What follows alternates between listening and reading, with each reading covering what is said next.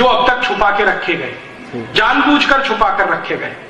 कुछ ऐसे पन्ने हैं भगत सिंह की डायरी के जो देश के सामने आने चाहिए थे 50 साल पहले, लेकिन नहीं लाए गए। क्यों? क्योंकि उन पन्नों में भगत सिंह ने भविष्य का भारत कैसा होना चाहिए उसका खाका लिखा है।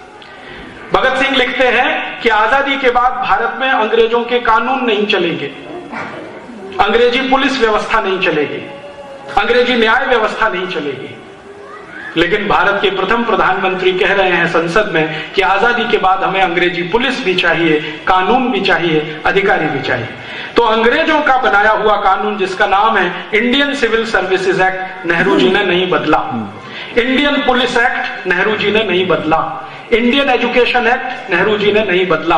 Land acquisition act, Nehru ji ने नहीं बदला। और 34,735 कानून नहीं बदले जो बदलने चाहिए थे पहले ही दिन 15 अगस्त 1947 को।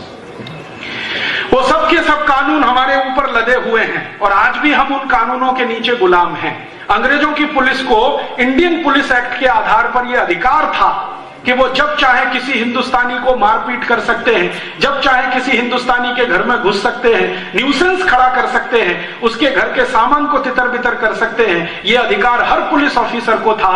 आजादी मिलने के 60 साल बाद भी ये अधिकार पुलिस ऑफिसर को है।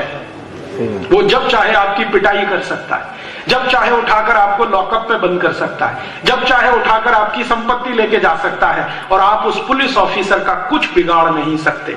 अगर वो आपको एनकाउंटर में मार दे तो आप उसका कुछ नहीं कर सकते। आप जानते हैं बहुत सारे पुलिस ऑफिसर इसी ताकत का दुरुपयोग करते हैं पंजाब में, जम्मू कश्मीर में, नंदीग्राम बंगाल में, और उस दुरुपयोग का अंतिम दुष्परिणाम होता है कि समाज के अंदर पुलिस के खिलाफ एक बगावत की भावना होती है जो कभी कभी किसी गलत रास्ते पे मुड़ जाती है।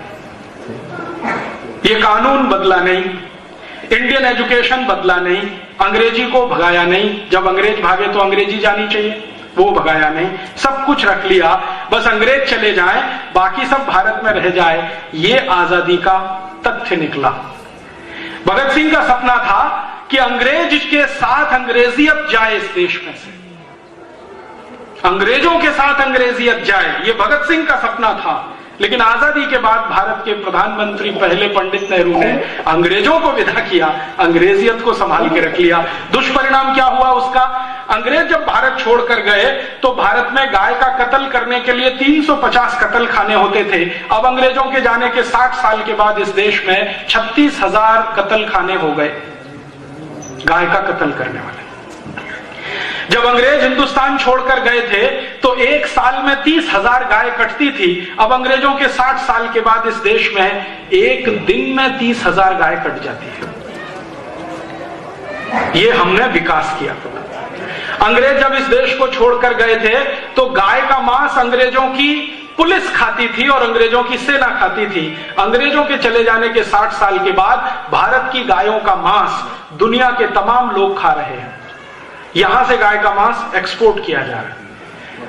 अंग्रेजों के जमाने में ये जो कानून नहीं बदला सरकार ने, अंग्रेजों के जाने के बाद भी नहीं बदला, उसका आज दुष्परिणाम ये है कि गाय के एक एक साल के बछड़े, 2-2 साल के बछड़े रात दिन काटे जाते हैं, ट्रक के ट्रक भर के कत्ल खानों में भेजे जाते हैं। किसी कत्ल खाने के सामने आप जाके 10 मिनट खड़े नहीं हो सकते।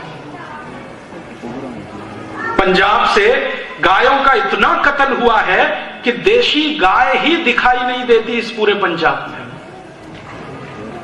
पंजाब के मैं जितने भी गांव में आज तक गया हूं, किसी भी गांव में देशी गाय का दर्शन नहीं मिला।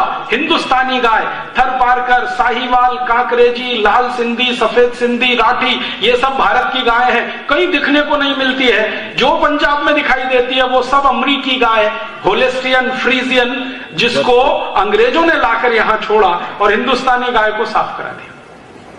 और ये सिर्फ पंजाब का हाल नहीं है, पूरे हिंदुस्तान में यही हो रहा है। देशी गाय का बड़े पैमाने पर कत्ल। अंग्रेजों का तर्क ये था कि गाय का मांस खाने में बहुत स्वादिष्ट है। आज हमारे देश में जो काले अंग्रेज चला रहे हैं सरकार को, वो भी यही कहते हैं कि गाय का मांस खाने में बहुत स्वादिष्ट है, इसलिए गाय का कत्ल बंद नहीं हो सकता, चालू रहेगा। अंग्रेजों ने एक कॉन्वेंट स्कूल खोला था कलकत्ता में 1760 में। अब हिंदुस्तान में हजारों हजारों कॉन्वेंट स्कूल गली गली में हैं।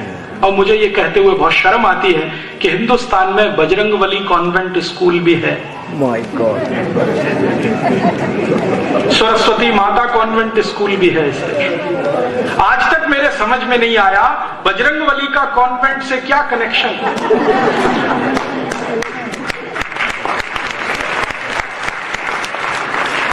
और जो कॉन्वेंट चलाने वाले हैं उनको मैं रोज पूछता हूं कि भैया ये बजरंगबली कौन से कॉन्वेंट में पढ़ने गए थे जो तुमने बजरंगबली कॉन्वेंट स्कूल चला दिया? तो कहते राजीव भाई, कुछ भारत का कुछ अंग्रेजों का ये खिचड़ी है, मिक्सचर है।